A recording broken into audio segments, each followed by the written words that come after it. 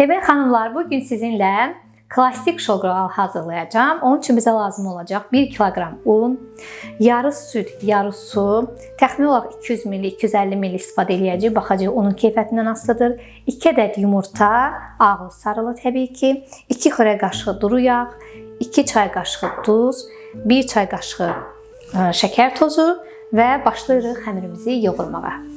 İlk öncə başlayacağıq aparadan. Apara üçün bizə lazım olacaq 1 xörək qaşığı şəkər tozu, 2 xörək qaşığı un və ilıq su. 1 xörək qaşığı un, 1 xörək qaşığı şəkər tozu və ilıq su. Və 1 çay qaşığı droş. Suda həll edirik və qabarmasını gözləyirik. Baxın, aparamızı əlavə edirik.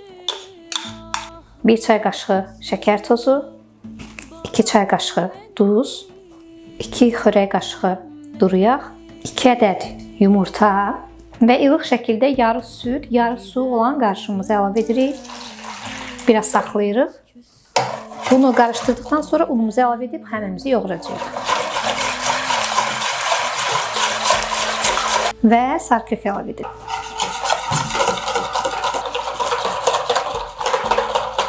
İndi isə xanımlar, 1 kiloqramımızı hamısını birdən əlavə etmirik, az-az.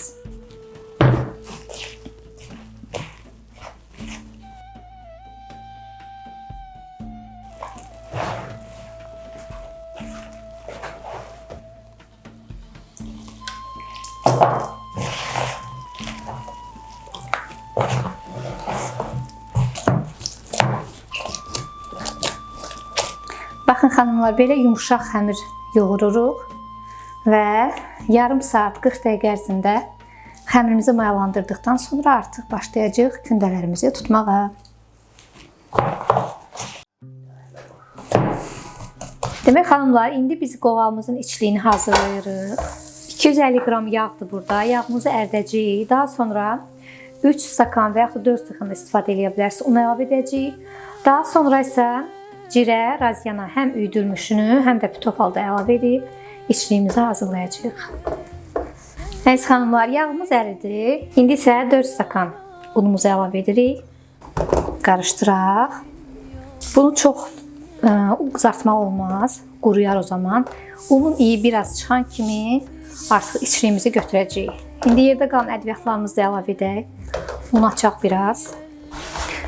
Xanımlar, baxın, artıq unumuzla yağımız birləşdi. İndi isə ədviyyatları əlavə edirik. Cirə, bütövü. Razyana həm üydülmüş, həm də bütövünü əlavə edəcəm. Cirənin üydülmüşü. Biraz istiot, 1 xörək qaşığına yaxın duz. Biraz da sarı kök. İndi yenə qarışdırırıq. Qazın altını artıq söndürmüşəm. İçliyimiz hazır. İndi isə keçirik kündələrimizi tutmağa. Demək xanımlar, sizə bir sir vermək istəyirəm. Qoğalın içliyi, bəzən qoğalın içərisində görürsünüz ki, belə bərk olur, daşlaşmış kimi olur. Belə bir şey görmüşdüm və bunu mən 1-2 dəfə sınamışam, çox da razı qalmışam. Maya əlavə edirsiniz. Maya onun içərisində şişib partlayır və sizin içliyinizi yumuşaq edir. Belə. Hazır. Xanımlar, artıq xəmirimiz gəlib. Çox qəşəng gəlib. Havasını alırıq, qəşəng. Əlim çıxmadı. İndi isə kündələrə böləcəyik. Daha sonra başlayacağıq yaymağa.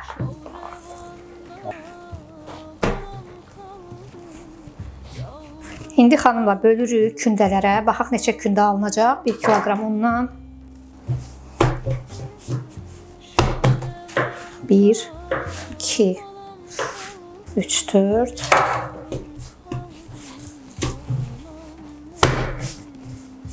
Səkkiz alınacaq məncə. 1, 2, 4. 8 kündəmiz alınır. İndi bunları kündəliyi bir 5-10 dəqiqə gözlədib, daha sonra yayacağıq. Səhifəmizə dəstək üçün xanımlar, kim paylaşımlarımı bəyənirsə, səhifəmizi bəyənməyi, takib almağı, rəy bildirməyi unutmasın.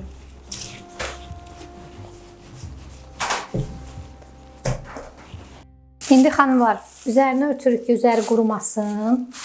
Ən az bir 10 dəqiqə gözlədik, başlayacaq yaymağa. Demək xanımlar, burada 500 qram yağdır. Deməli, qoğalın laylarının xırt-xırt olması üçün bir xörək qaşığı duru yağ əlavə edəcəyik. Daha çox əlavə etmək olmaz. Və tam əriməyini gözləyəcəyik. Daha sonra suyundan ayıracağıq ki, qoğalın laylarını palçıq vəziyyətinə gətirməsin.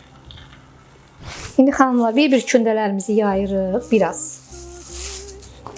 Üst-üstə yığacağım ki, daha tez açılsın. Hər qatına un vurun ki, yapışmasın.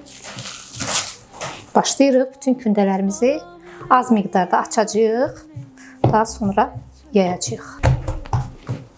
Xəmir o qədər elastikdir ki, yayan kimi açılır.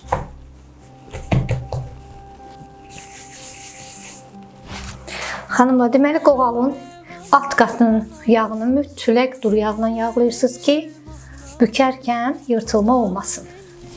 Başlayırıq xanımlar yaymağa bir-bir. Davam edirik. Bacardığım qədər nazik yayacağım. Qoğalın püf nöqtələrindən biri odur ki, qatlarının xırçıltılı bilinməsini istəyirsinizsə, çalışın bacardığınız qədər nazik yayın. İndi isə qoyuruq bura xəmirimizi və bacardığımız qədər ehmalca dartırıq.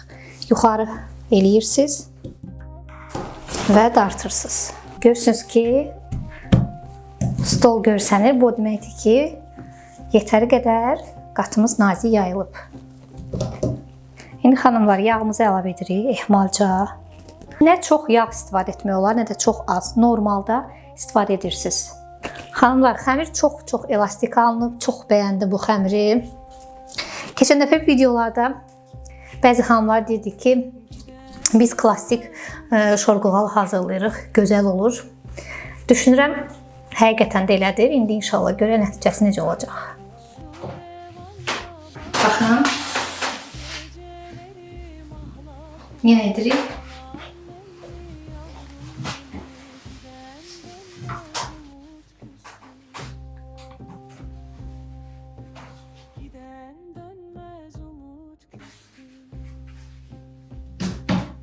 Xanımlar, bu axırıncı qatımız da artıq. Axırıncı qatın üzərinə vurmuruq. Təbii ki, yəni bu 7-ci qatdır artıq. Yağlayırıq, üzərinə o birisi qatımızı qoyub, son qatımızı. Daha sonra rulon şəklinə gətirib 125 və yaxud da 130 qramdan kündələrimizi kəsəcəyik. Silikon şotka istifadə edəndə xanımlar, xəmir cırılmır. Ona görə siz də silikondan istifadə etsəz daha məqsədə uyğun olar. Xanımlar, bu artıq axırıncı qatımızdır. Yəni 8-ci qatımızdır, qoyuruq. Bunun üzərinə yağ əlavə etməyəcəyik.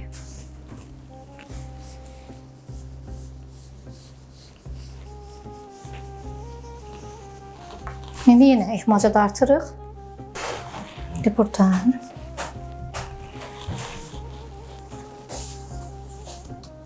Baxın, belə havalandıra edirik. O zaman xəmir yırtılmır. Görürsünüz? İndi biraz havasını çıxardaq ki, rulon bükərkən bizə çətinlik yaratmasın. Daha sonra rulonumuzu bükəcəyik. 125 və yaxud da 130-dan, mən 130 qramdan tutacağım rulonları. Daha sonra onları bir 15 dəqiqə falan dinləndirib içliklərini dolduracağıq. İndi əziz xanımlar, əsas etapı bitirdik. İndi isə keçirik rulon kimi bükməyə. Bacardıqca sıx çalışın, bükün. Çox dartmayın ki, xəmir yırtılmasın, amma boş da eləməyin ki, qatlar itməsin. Çox az dartırsınız, çox az. Çox bərk dartmaq olmaz. Görürsünüz, bax, azca. Çox dartanda yırtıla bilər. Qoğalı bəzən xanımlar elə kəsir ki, qatları itə bilir. Qoğalı sanki çörək kəsirmiş kimi, belə ki, qatlar itməsin.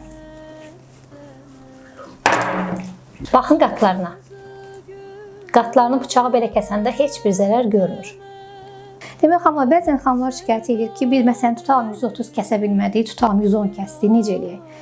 Kənarda olan bu qoğalın kənar rulonda olur. Onlardan kəsib üzərinə qoyub qram düzəltmək olur.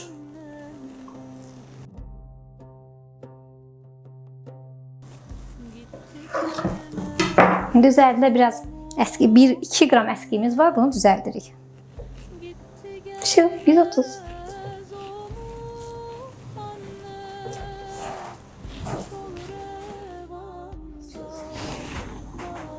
Demək xanımlar, sizin nəzərinizə çatdırım ki, 1 kiloqram undan 130 qram kündən tutanda 19 ədəd qoğal alınır.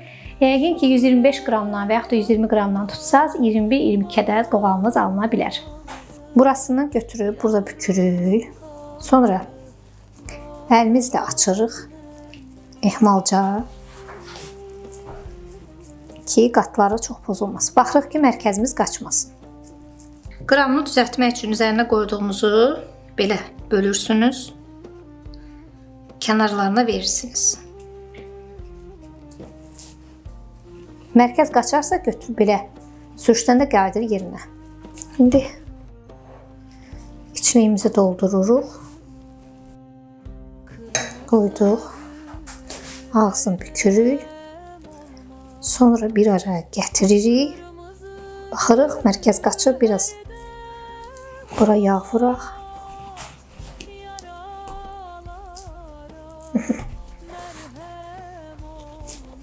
Əlimizlə forma veririk.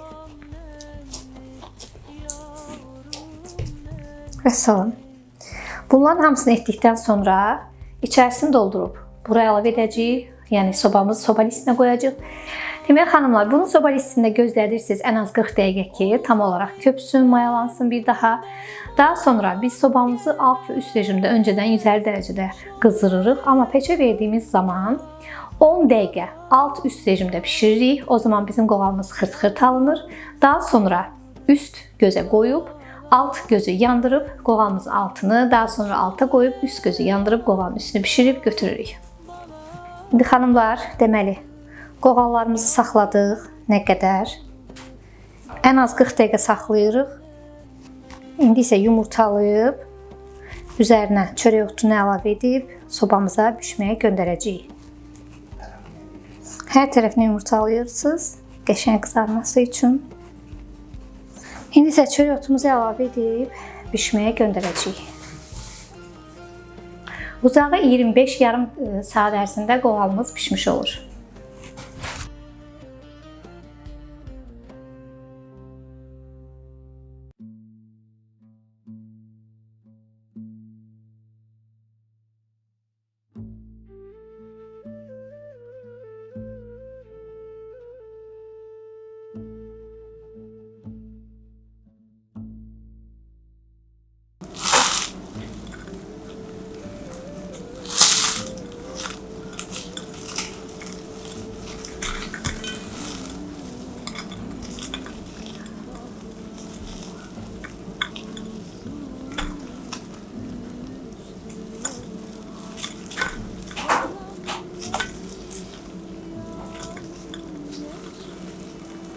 Daha bir videonun sonuna gəldik. Mən çox bəyəndim bu resepti. Bir çox xanımlar istəyirdi klassik qoğal reseptini. Həqiqətən çox gözəl alındı.